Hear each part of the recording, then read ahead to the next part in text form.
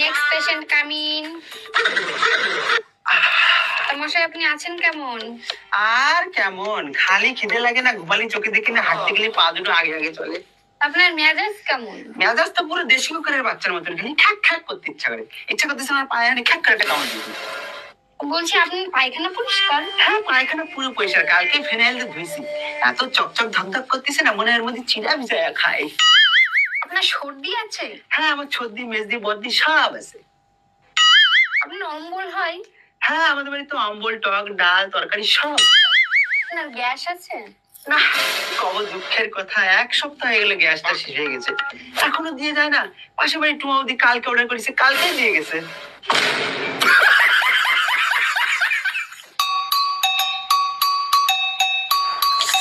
কি হয়েছে কি?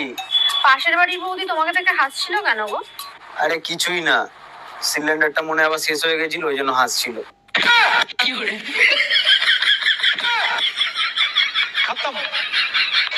কি হয়েছে? জাঙ্গিয়া খুঁজে পাইনি, আধ ঘন্টা ধরে খুঁজে পাইনি। চান করবো? মদ খাবারটা কমাও, নয়তো মদের বোতল দিয়ে মাথায় পাঠিয়ে দেবো। মাথায় ওটা কি? হ্যাঁ রে, মদ খাওয়াটা কমাতেই হবে। দিদি, রাত 12টা বাজে, জামাই বাবু তো এখনো বাড়িতে আসলো না, মনে হয় অন্য মেয়ে নিয়ে ফুর্তি করছে। একটা থাপ্পড় দেবো দেখবি, সব সময় নেগেটিভ চিন্তা করিস। রাস্তায় গাড়ির নিচে চাপা পড়ে মরে যেতেও তো পারে। ও ঠাকুরপো, কি? কিছু পেঁয়াজ দাও না। সালা বিশাল ঝামলায় পড়ে গেলাম তো। এইদিকে ঝুমা বৌদি পেঁয়াজ চাইছে, আর ঘরে বউ পেঁয়াজ গনে রেখে গেছে। এই অনিল আমার কাছে টাকা পায়, বারবার করে ফোন করছে, বলে দেবো তো আমি বাড়িতে নেই। হ্যালো। হ্যালো বৌদি, দাদা কোথায় গো? না, দাদা তো বাড়িতে নেই, বাইরে গেছে।